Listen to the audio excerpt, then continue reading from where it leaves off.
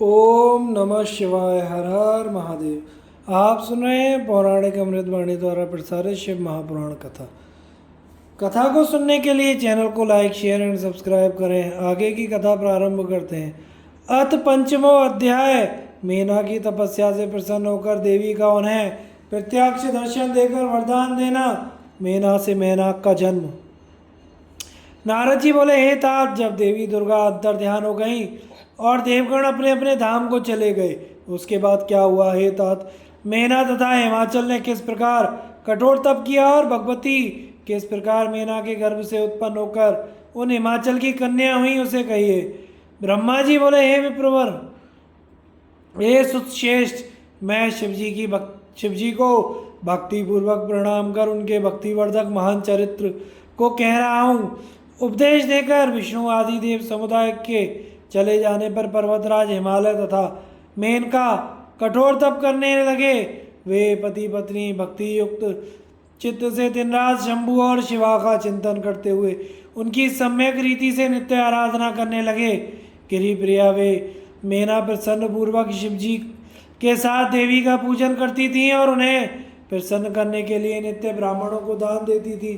संतान की कामना से मेना ने चैत्र मास से आरंभ करके 27 वर्षों तक प्रतिदिन तत्परता पूर्वक शिवा की पूजा की। वे अष्टमी को उपवास करके नवमी तिथि को लड्डू, पीठी, खीर, गंध, पुष्प आदि अर्पण करती थी। वे गंगा के औषधि प्रस्थ में उमा देवी की मिट्टी की प्रतिमा बनाकर अनेक प्रकार की वस्तुएं समर्पित कर उनकी पूजा किया करती थी।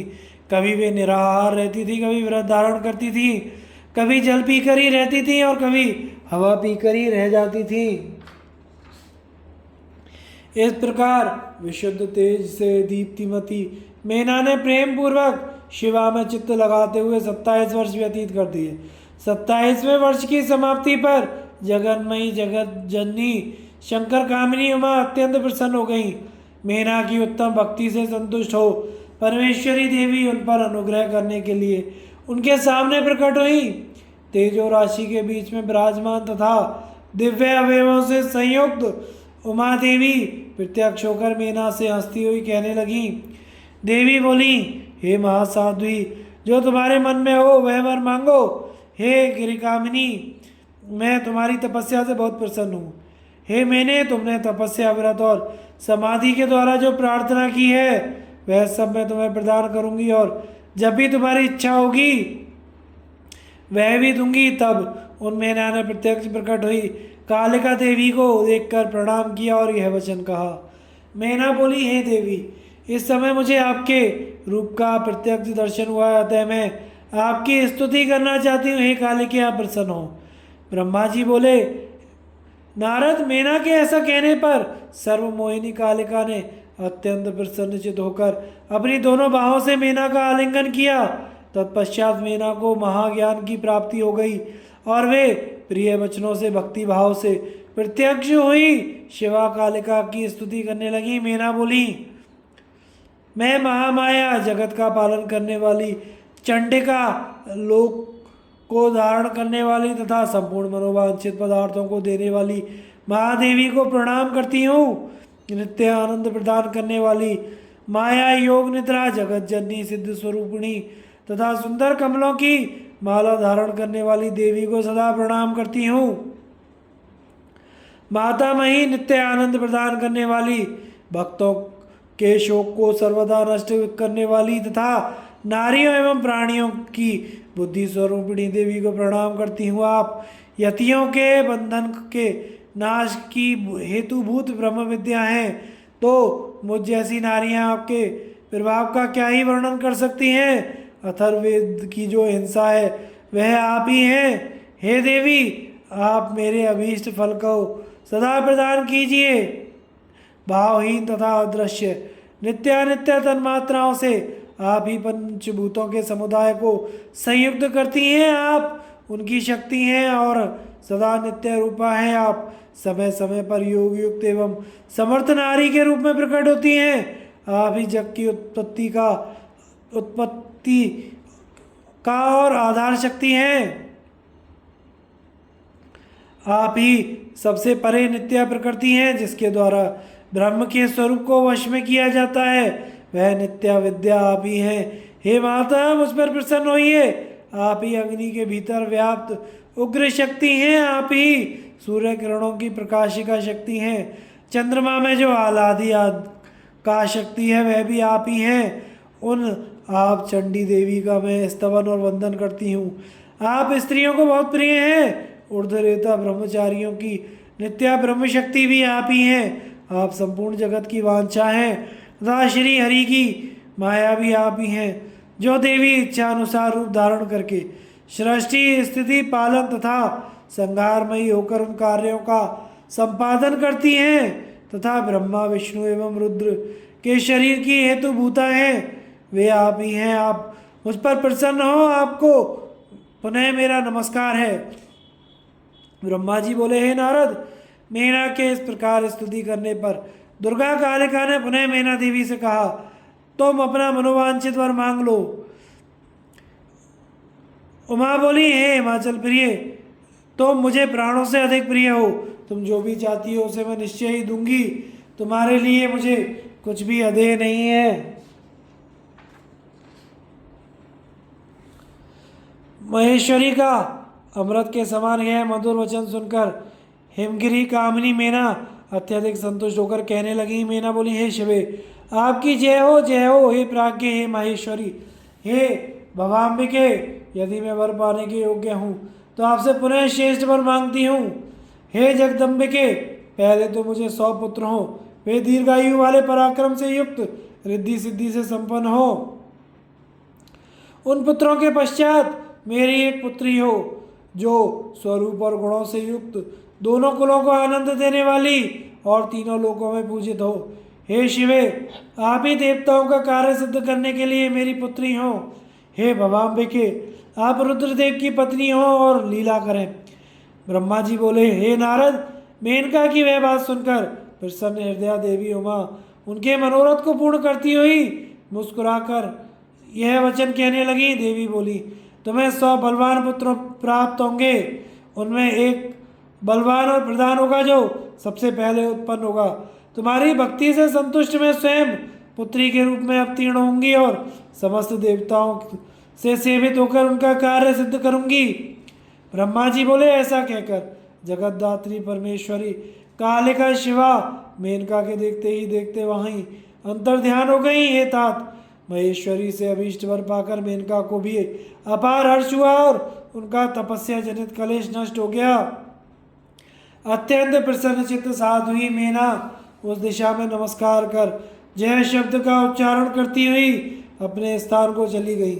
ऐसे तो मेना के प्रसन्न मुखमंडल से ही हिमवान को सारी बातों की जानकारी हो गई, फिर भी मेना ने अपने मुख से वरदान की सारी बात पुनरुक्त वचनों के समान हिमालय से पुनः कह दी।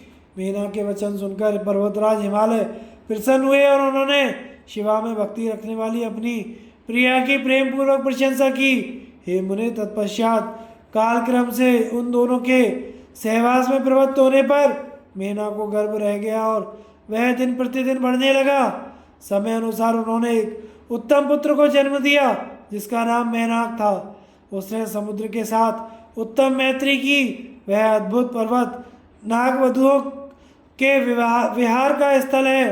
हे देवर्षि, जिस समय इंद्र ने पर्वतों पर क्रोधित होकर उनके पंख काटना प्रारंभ किया, उस समय वज्र द्वारा कटे हुए पर्वतों के पंख देखकर वह मेनाक वेदना से अनभिज्ञ ही रहा और पंखयुक्त ही रहा। हिमालय के 100 पुत्रों में मेनाक सबसे श्रेष्ठ और महाबल तथा पराक्रम से युक्त था। अपने आप प्रकट हुए समस्त पर्वतों में एकमात्र मेनाक ही पर्वतराज के पद पर अधिष्ठित हुआ। उस समय हिमालय के नगर में महान उत्सव हुआ। दोनों पति पत्नी अत्यधिक प्रसन्नता को प्राप्त हुए और उनका कलेश नष्ट हो गया। उन्होंने ब्राह्मणों को दान दिया तथा अन्य लोगों को भी धन प्रदान किया। शिवाय शिव के चरण युगलों में उन दोनों को अत्यधिक स्नेह हो गया। इस प्रकार श्री शिव महापुराण के अंतर्गत द्वितीय रुद्र संहिता के तृतीय पार्वती खंड में मेना की वर प्राप्ति का वर्णन नामक 5वां अध्याय पूर्ण हुआ। अथ षष्ठो अध्याय देवी उमा का हिमवान के हृदय तथा मेना के गर्भ में आना, गर्भावस्था देवी का देवताओं द्वारा स्तवन, देवी का दिव्य रूप में प्रादुर्भाव, माता मेना से वार्तालाप तथा पुनः नवजात कन्या के रूप में परिवर्तित होना। ब्रह्मा जी बोले, हे नारद, कुछ समय बीतने के पश्चात उन पति पत्नी दोनों ने देवताओं के कार्य के लिए जन्म हेतु भक्ति पूर्वक जगदम्बा का स्मरण किया। इधर अपने पिता के यज्ञ में योग द्वारा शरीर त्याग करने वाली भगवती चंडिका ने हिमालय पत्नी मेना के गर्भ से जन्म लेने का विचार किया। प्रसन्न होने पर संपूर्ण कामनाओं को देने वाली वे महेश्वरी अपने वचन को सत्य करने के लिए पूर्ण अंश से हिमवान के चित्त में प्रविष्ट हुई। उस समय महामनुष्य वे हिमालय प्रसन्नता से अपूर्व कांति से संपन्न होकर अग्नि के समान अदृश्य तथा तेज समूह से युक्त हो गए। तत्पश्चात समाधि संपन्न होने से गिरिराज हिमालय ने सुंदर कल्याणकारी समय में अपनी प्रिया मेना के उदर में शिवा के उस परिपूर्ण अंश का ध्यान किया। इस तरह हिमालय की पत्नी ने हिमवान के हृदय में विराजमान करुणा करने वाली देवी की कृपा से सुखदायक गर्भ धारण किया। संपूर्ण जगत को आश्रय देने वाली उन देवी के गर्भ में आने से गिरिप्रिया मेना सदा तेजोमंडल के बीच में स्थित होकर अधिक शोभा पाने लगी। मेना ने अपने पति को सुख देने वाले तथा देवताओं के आनंद के कारणभूत शुभ अभीष्ट गर्भ लक्षण को धारण किया। शरीर के अधिक दुर्बल होने के कारण उन्होंने सभी आभूषणों को उतार दिया। उनका मुखमंडल लोथ के समान श्वेत वर्ण का हो गया। वे प्रभातकालीन चंद्रमा के प्रकाश के क्षीण हो जाने से अल्प तारागणों वाली रात्रि के समान दिखने लगी। गिरिराज मिट्टी के समान सुगंधित उनके मुखमंडल को एकांत में सूंघकर तृप्त नहीं होते थे और गर्भवती होने के कारण दिनानुदिन मेना में उनका प्रेमाधिक्य अधिक होने लगा। वे हिमालय मेना की सखियों से सदा यह पूछते रहते थे कि मेना को किन वस्तुओं की इच्छा है। वह लज्जा के कारण अपना कुछ भी इष्ट मुझसे नहीं बताती है। कष्टप्रद गर्भ लक्षण के प्राप्त कर लेने पर वे मेना जिस वस्तु के लिए कहती थी उसे अपने सामने गिरिराज के द्वारा उपस्थित हुआ देखती थी, क्योंकि उनकी इच्छित कोई भी वस्तु तीनों लोकों में दुर्लभ नहीं थी। धीरे धीरे गर्भजन्य व्यथा को पार कर पुष्ट अंगों वाली वह मेना पत्तों से समन्वित बाल लता के समान शोभित होने लगी। हिमालय ने अपनी सगर्भा पत्नी को रत्न भंडार को अपने भीतर छिपाए रखने वाली पृथ्वी और अग्नि को अपने भीतर छिपाए रखने वाले शमी वृक्ष के समान समझा। महाबुद्धिमान हिमालय ने अपनी प्रिया के प्रीति योग्य अपने द्वारा अर्जित द्रव्यों के अनुसार राजसी प्रवृत्ति एवं अपने शास्त्र ज्ञान के अनुरूप संस्कार किए। उन्होंने प्रसवोन्मुखी अपनी प्रिया को वैद्यों के द्वारा निर्दिष्ट गर्भगृह में मेघमंडल से आच्छादित आकाश के समान देखा। शुभ लक्षणों वाली गर्भ में जगदम्बा को धारण करने वाली महातेज युक्त तथा सुंदर अंगों वाली प्रिय मेना को देखकर गिरिराज हिमवान बड़ी प्रसन्नता का अनुभव करने लगे। हे मुने, उस समय विष्णु आदि देवता तथा मुनिगण आकर गर्भ में स्थित शिवा की स्तुति करने लगे। देवगण बोले, हे दुर्गे, हे प्राज्ञे, हे जगदम्बे, हे महेश्वरी, हे सत्यव्रते, हे सत्यपरे, हे त्रिसत्य, हे सत्य स्वरूपिणी, आपकी जय हो, आपकी जय हो। हे सत्यस्थे, हे सत्य सुप्रीते, हे सत्य योने, हे सत्य वक्त्रे, हे सत्य नेत्रे, हम सभी आपकी शरण में प्राप्त हुए हैं। हे शिवप्रिय, हे महेश्वरी, देवताओं के दुख को दूर करने वाली आप, तीनों लोकों की माता सर्वाणी, सर्वव्यापिनी तथा भक्तों से स्नेह रखने वाली हैं। हे त्रिलोकेशी, आप प्रकट होकर देवगणों के कार्य को पूर्ण करें। हे महेश्वरी, हम सभी देवगण आपकी कृपा से सनात हो जाएंगे। इस संसार में, इस संसार के सभी सुखी मनुष्य आपके द्वारा ही उत्तम सुख को प्राप्त करते हैं। आपके बिना इस त्रिलोक्य में कुछ भी शोभा नहीं देता। ब्रह्मा जी बोले, इस प्रकार सभी देवगण प्रसन्नचित्त होकर गर्भ स्थित महेश्वरी की बहुत स्तुति करके अपने अपने धाम को चले गए।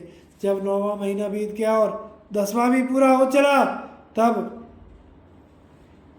गर्भ स्थित जगदम्बा महाकाली ने गर्भ से बाहर आने की इच्छा की।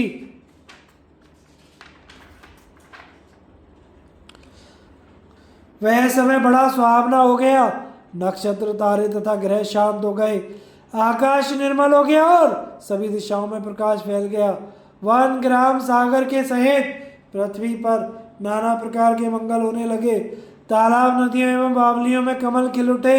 हे मुनीश्वर, अनेक प्रकार की सुख स्पर्शी वायु बहने लगी। सभी साधु जन आनंदित हो गए तथा दुर्जन शीघ्र ही दुखी हो गए। देवता आकाश में आकर दुंदुभियां बजाने लगे।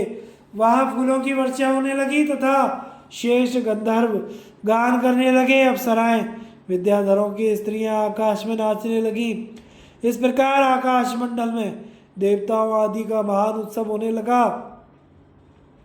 उसी अवसर पर आद्या शक्ति सती देवी शिवा मेना के सामने अपने रूप में प्रकट हुई।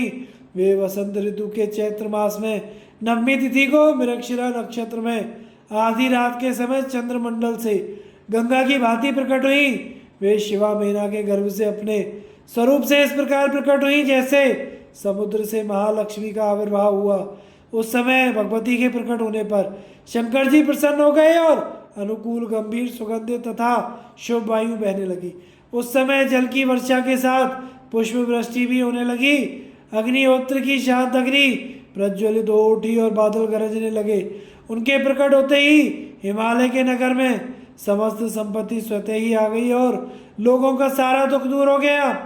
उस अवसर पर विष्णु आदि समस्त देवगण सुखी होकर वहां आए और प्रेम से जगदम्बा का दर्शन करने लगे। वे शिवलोक में निवास करने वाली शिवप्रिया महाकाली दिव्य रूप धारिणी उन महामाया जगदम्बा की स्तुति करने लगे। देवता बोले, हे जगदम्ब, हे महादेवी, हे सर्व कार्य सर्व सिद्धि विधायिनी, आप देवताओं का कार्य पूर्ण करने वाली हैं, इसलिए हम सभी आपको सदा प्रणाम करते हैं। हे भक्त वत्सले, आप हर प्रकार से देवताओं का कल्याण करें। आपने मेरा का मनोरथ पूर्ण किया, अब शिव का भी मनोरथ पूर्ण करें। ब्रह्मा जी बोले, इस प्रकार विष्णु आदि देवता शिवा की स्तुति कर उन्हें प्रणाम करके उनकी परम गति की प्रशंसा करते हुए अपने अपने धाम को चले गए। हे नारद, नील कमल के दल के समान कांतिमयी उन श्यामा भगवती को उत्पन्न हुआ देखकर मेना परम प्रसन्न हो गई।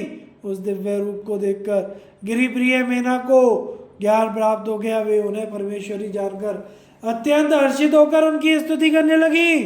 मेना बोली, हे जगदम्बे, हे महेश्वरी, हे अंबिके, आपने बड़ी कृपा की जो सुशोभित होती हुई मेरे सामने प्रकट हुई। हे शिवे, आप संपूर्ण शक्तियों में आद्या शक्ति और तीनों लोकों की जननी हैं। हे देवी, आप भगवान शिव को सदा प्रिय हैं तथा संपूर्ण देवताओं से स्तुत पराशक्ति हैं। हे महेश्वरी, आप कृपा करें और इसी रूप से मेरे ध्यान में स्थित हो जाएं।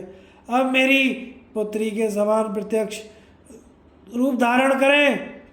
ब्रह्मा जी बोले, हे नारद, पर्वत पत्नी उन मेना की यह बात सुनकर शिवा देवी अत्यंत प्रसन्न होकर उन गिरिप्रिया से कहने लगी। देवी बोली, हे मेने, आपने पहले तत्पर होकर मेरी बड़ी सेवा की थी। उस समय आपकी भक्ति से प्रसन्न होकर मैं वर देने के लिए आपके पास आई थी।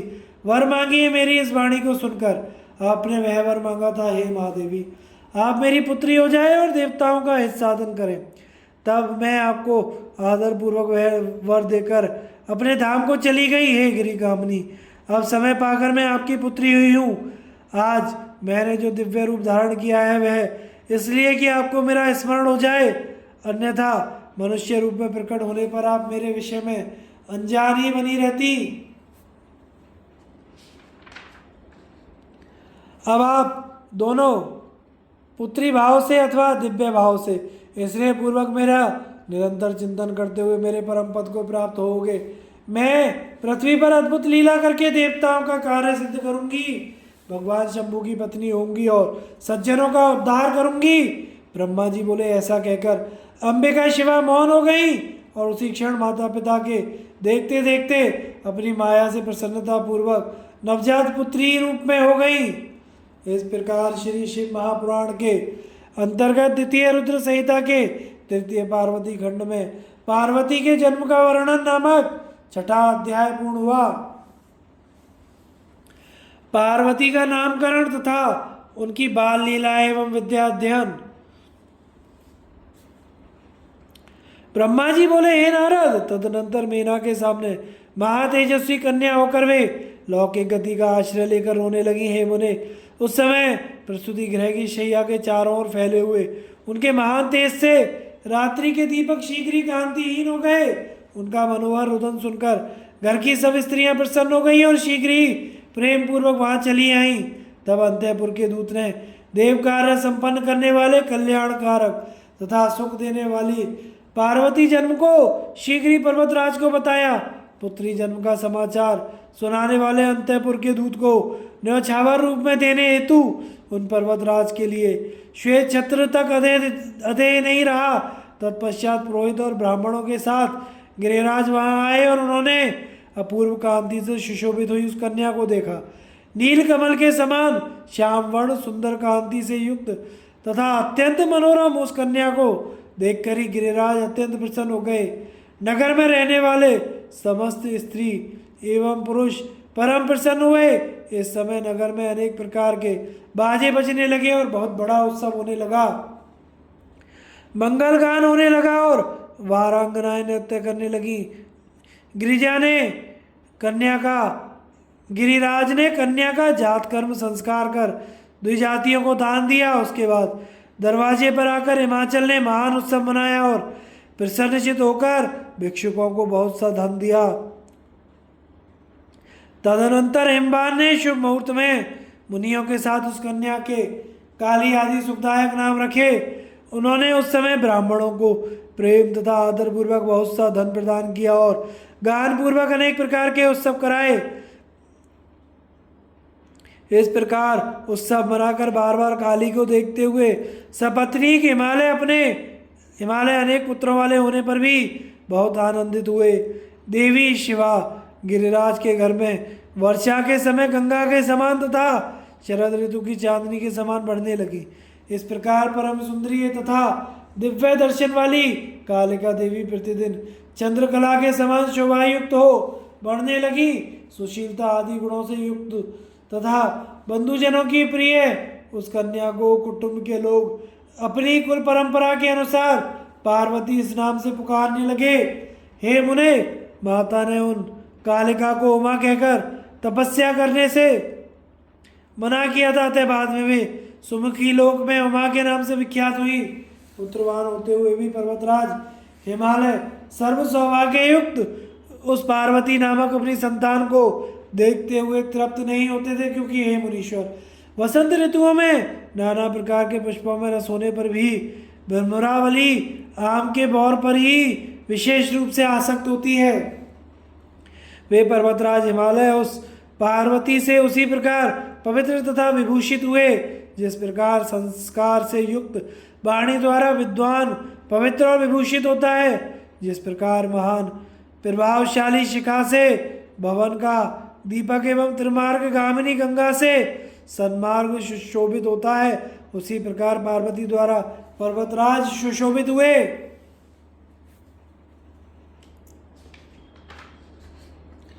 वे पार्वती बचपन में अपनी सहेलियों के साथ कंदों, गेंद, कृत्रिम पुतला तथा गंगा की बालुका से बनाई गई वेदियों द्वारा क्रीड़ा करती थी। उसके अनंतर हे मुने, वे शिवा देवी उपदेश के समय एकाग्रचित होकर सदगुरु से अत्यंत प्रीति पूर्वक सभी विद्याएं पढ़ने लगी। जिस प्रकार शरद ऋतु में हंस पंक्ति गंगा को तथा रात्रि में अमृतमयी चंद्र किरणें औषधियों को प्राप्त होती हैं, उसी प्रकार उन पार्वती को पूर्व जन्म की विद्याएं स्वयं प्राप्त हो गई। हे मुने, इस प्रकार मैंने शिवा की कुछ लीला का ही आपसे वर्णन किया है। अब अन्य लीला का भी वर्णन करूंगा, आप प्रेम पूर्वक सुने। अथाष्टमो अध्याय। नारद मुनि का हिमालय के समीप गमन, वहां पार्वती का हाथ देखकर भावी लक्षणों को बताना, चिंतित हिमवान को शिव महिमा बताना तथा शिव से विवाह करने का परामर्श देना। ब्रह्मा जी बोले, हे नारद, एक समय की बात है, आप शिव जी से प्रेरित होकर प्रसन्नता पूर्वक हिमालय के घर गए। आप शिव तत्व के ज्ञाता और शिवलीला के जानकारों में श्रेष्ठ हैं। हे मुने, गिरिराज हिमालय ने आपको देखकर प्रणाम करके आपकी पूजा की और अपनी पुत्री को बुलाकर उनसे आपके चरणों में प्रणाम करवाया। हे मुनीश्वर, तत्पश्चात स्वयं नमस्कार करके हिमाचल अपने सौभाग्य की सराहना करके मस्तक झुकाकर और हाथ जोड़कर आपसे कहने लगे। हिमालय बोले, हे मुने, हे नारद, हे ज्ञानिन, हे ब्रह्मा के पुत्रों में श्रेष्ठ, हे प्रभु, आप सर्वज्ञ हैं, दयामय हैं और दूसरों के उपकार में लगे रहने वाले हैं। गुण दोष को प्रकट करने वाले आप मेरी पुत्री के जन्म फल का वर्णन कीजिए। मेरी सौभाग्यवती पुत्री किसकी पत्नी बनेगी? ब्रह्मा जी बोले, हे मुनिश्रेष्ठ, हे तात, हे गिरिराज। गिरिराज हिमालय के ऐसा कहने पर कालिका के हाथ और विशेष रूप से उसके संपूर्ण अंगों को देखकर कौतिकी बोलने में चतुर, ज्ञानी और सभी वृत्तांतों को जानने वाले आप नारद प्रसन्नचित होकर पर्वतराज से कहने लगे। नारद जी बोले, हे शैलराज, हे मैंने आपकी यह पुत्री चंद्रमा की आदि कला के समान बढ़ रही है। यह समस्त शुभ लक्षणों से संपन्न है। यह अपने पति के लिए अत्यंत सुखदायिनी, माता पिता की कीर्ति बढ़ाने वाली, समस्त नारियों में परम साध्वी और स्वजनों को सदा महान आनंद देने वाली होगी। हे गिरे, आपकी पुत्री के हाथ में उत्तम लक्षण विद्यमान है। केवल एक रेखा विलक्षण है, उसका फल यथार्थ रूप से सुनिए।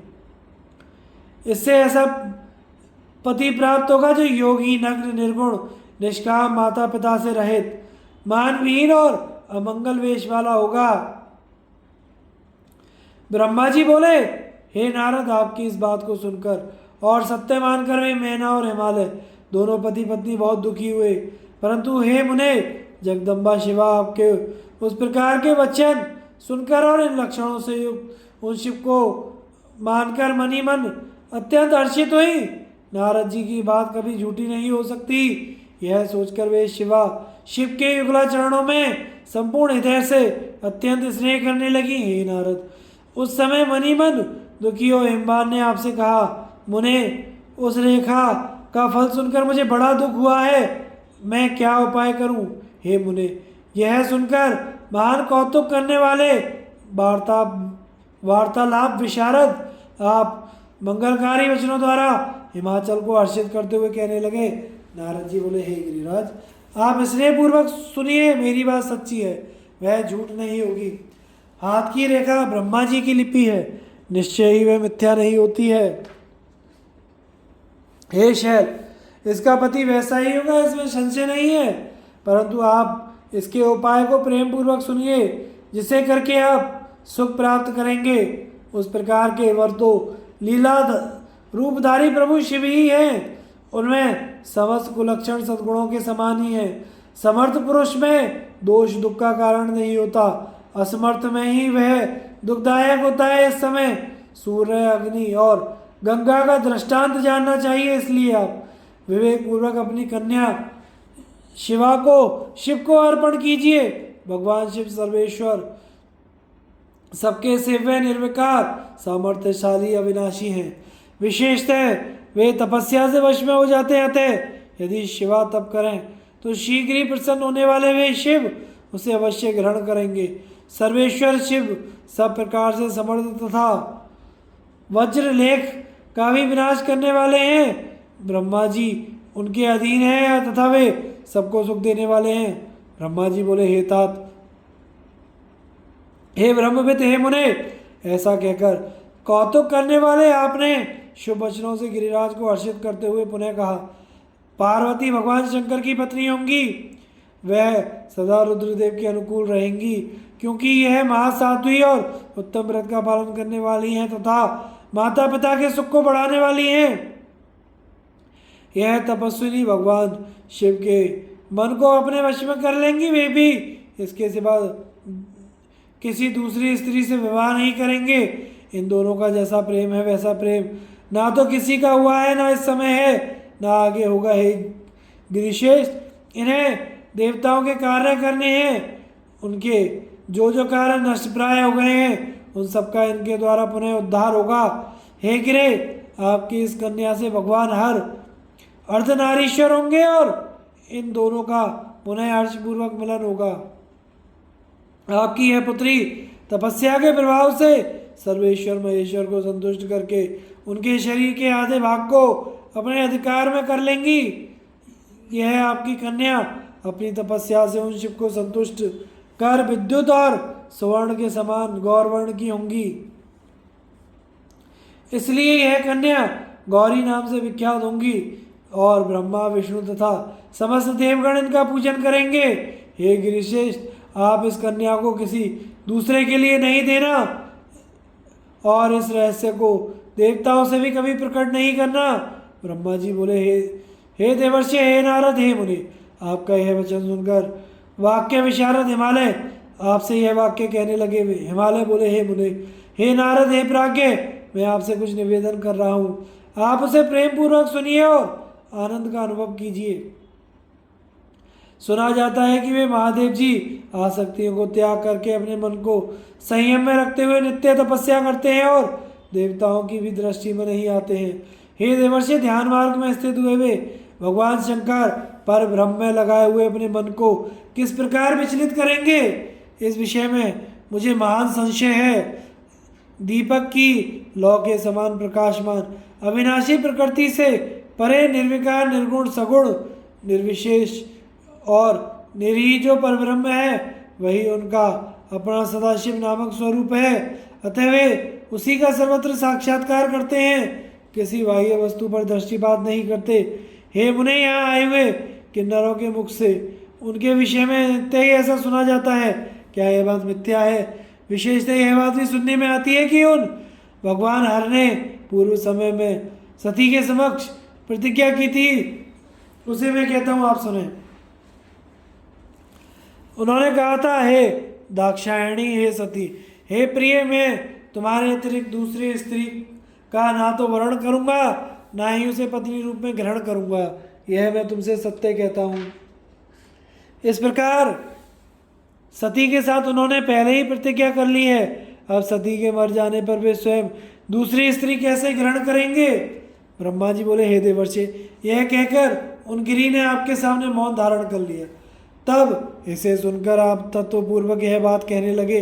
नारद जी बोले, हे गिरिराज, हे महामते, आपको चिंता नहीं करनी चाहिए। आपकी यह कन्या काली पूर्व समय में दक्ष की पुत्री थी। उस समय उसका नाम सती था, जो सदा मंगल प्रदान करने वाला है। वह सती दक्ष कन्या होकर रुद्र की प्रिया बनी थी। उस सती ने अपने पिता के यज्ञ में अनादर पाकर तथा भगवान शंकर का भी अपमान हुआ देखकर कोप करके अपने शरीर को त्याग दिया था। वे ही अंबिका शिवा आपके घर में उत्पन्न हुई है। यह पार्वती भगवान शंकर की पत्नी होंगी, इसमें संदेह नहीं है। ब्रह्मा जी ने कहा, हे मुने, उस समय आपने पार्वती का यह सब प्रीतिवर्धक पूर्व जन्म तथा चरित्र विस्तार पूर्वक गिरिराज से कहा था। मुनि के मुख से काली के संपूर्ण पूर्व वृत्तांत को सुनकर पुत्र स्त्री सहित वे गिरी संदेह रहित हो गए। तत्पश्चात काली ने नारद जी के मुख से उस कथा को सुनकर लज्जा से मुख नीचे कर लिया और उनके मुख पर मुस्कान छा गई। उसके चरित्र को सुनकर हाथ से उसका स्पर्श करके और बार बार उसका मस्तक सूंघकर हिमालय ने उसे अपने आसन पर बिठाया। तब हे महामुने, आप वहाँ बैठी हुई उस काली को देखकर पुत्रों सहित गिरिराज एवं मैना को प्रसन्न करते हुए कहने लगे, हे शैलराज, इस पार्वती के बैठने के लिए यह सिंहासन क्या है? इसका आसन तो सदा शंभु का हृदय होगा। यह तुम्हारी तनया शिव जी के उरु का आसन प्राप्त करेगी, जहाँ किसी की दृष्टि अथवा मन तक नहीं जा सकेगा। ब्रह्मा जी बोले, हे नारद, इस प्रकार आप गिरिराज से उदार वचन कहकर वहाँ से स्वर्ग चले गए और वे गिरिराज भी चित्त में प्रसन्न होकर संपूर्ण समृद्धियों से युक्त अपने घर चले गए। इस प्रकार श्री शिव महापुराण के अंतर्गत द्वितीय रुद्र संहिता के तृतीय पार्वती खंड में नारद हिमालय संवाद वर्णन नामक 8वां अध्याय पूर्ण हुआ। और आगे की कथा का प्रसारण हम अगले भाग में करेंगे। कथा को सुनते रहिए, चैनल को लाइक शेयर एंड सब्सक्राइब कीजिए। हर हर महादेव।